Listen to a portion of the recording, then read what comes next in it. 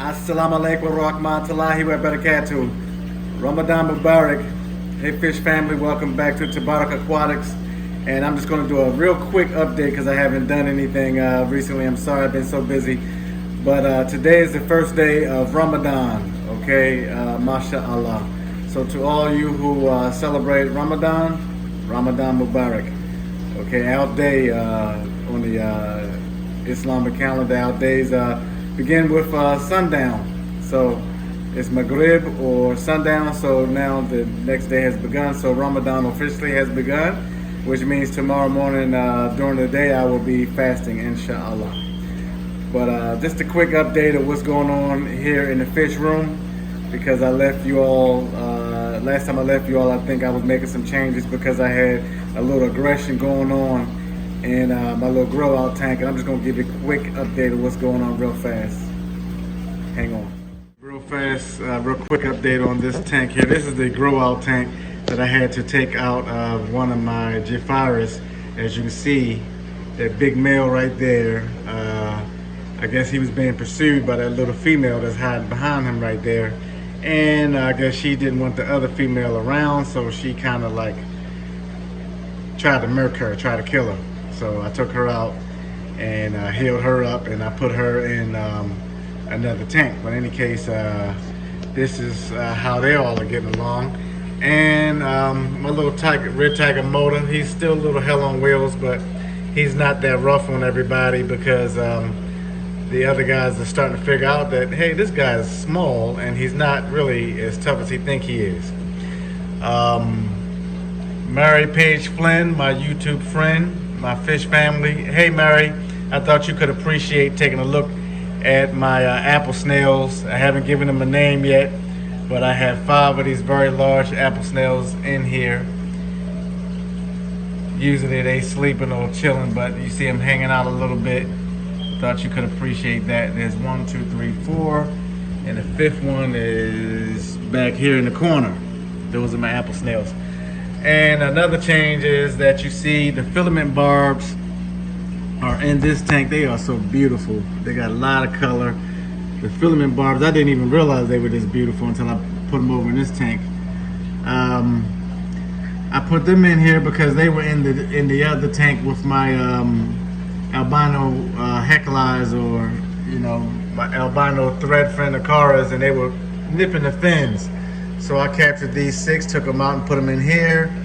And the thin bar and wide bar silver dollars that I had in here, I put in my other tank with my Cernamensis and my Severums. So I did a little moving around here so that I can get everybody to getting along without ruining anything or stressing anybody out too bad. So as you can see, that's my little red, there's my Feste or my red Terra hanging up there trying to hide from the camera. They're so camera shy. They outgoing fish, they bold, but they ain't camera shy. There he is. And there's my little hell on wheels right there, this red tiger motor. It's so cute to me, just so much attitude, so much personality. And there's my male Jephyris. That's the guy that they were fighting over. And here's my Argentea and my Midas. There's my Midas. There's the Argentea. This Midas is always hiding. I'm surprised. There you go. He's hiding again. But I caught him real quick. The Argentea is pretty outgoing. All right. So that's enough of this tank. I'm gonna show you the other tank where I put the other little female Jephyris in there. Hold tight. This is the tank where the filament barbs, they were doing the fin nipping, and since I took them out, I see that these albino heckles are a lot more happier. They look more settled, and I see like that one got the trailers growing back in, which is what I want, where they're known, notorious for being real beautiful with the trailers and stuff. So I left the rainbows in the Gorda River rainbows. I left them in because they don't nip at the fins. They don't do any trouble. There she is. See, I told you, keep her in this tank, and she was going to get more outgoing, get her confidence up. Come on, don't hide. I want to show you. See, she's more outgoing, and nobody's chasing her around, picking on her in this tank, which is great. So I'll just keep her in here for a while until I feel like she's got good enough size and enough confidence. Oh yeah, I added 7 corridors. There they are. There's there's 5 of them. I added 7 corridors. The orange Venezuelan that I added to this tank, and I ordered 12 more. So there is 5 of them, and there's one hiding over there. So I added those corridors, orange Venezuelas, and I got 3 really tiny Adonis plecos that I had added also to grow out in here. Yeah, I'm adding, like I said, I've ordered 12 more of those corridors. There's 5 of them. There's one hiding there. I don't know if you can see him, but I got a total of 7 in there. Ordered 12 more because I wanted to have some more color. I like the idea of having a whole lot of color hanging at the bottom against this black. And the corridors are so cute. And this is the tank that I figure I have them in. There's my albino sailfin pleco hanging up underneath the wood. Never hardly see that one. And as you can see, there's one of my small little Geophagus Cernamensis. I put 3 of them in here. There's the other one hanging back there in the corner. Can you see him? A lot of glare. Sorry for the glare. Sorry for the sound. But I put them in here to grow them out until they're big enough. There's the 3rd back there. So I put them in here so that they can get some size on them. And then I'll put them up in the tank with the big Cernamensis and the Severums. All right. And of course my pink Chelseas are doing good. And these guys here, I got all the white mouth rot off of them. It's just that one of them have been having issues with the cloudy looking eye, and look like it's all treated up. Oh, there it is, clouded eye. See him? So I'm gonna finish treating that. It seems like that's a very stubborn thing to get rid of.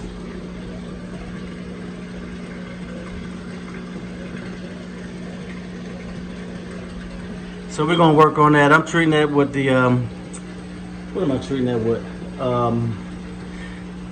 Melifix. Yeah, that's what I'm treating it with, Melifix. Okay, so I'm treating it with Melifix, and I also put the Canaplex in the food and feeding the Canaplex to them in the food. We'll see how they work out. But that's the only fish that's having issues. They're my Gorda River Rainbows. They looking gorgeous.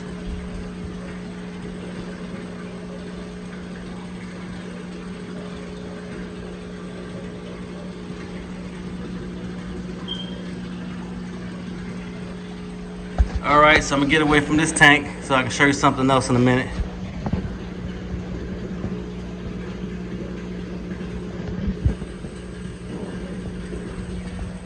Alright, so here's the tank that I added those thin bar and wide bar silver dollars into this tank.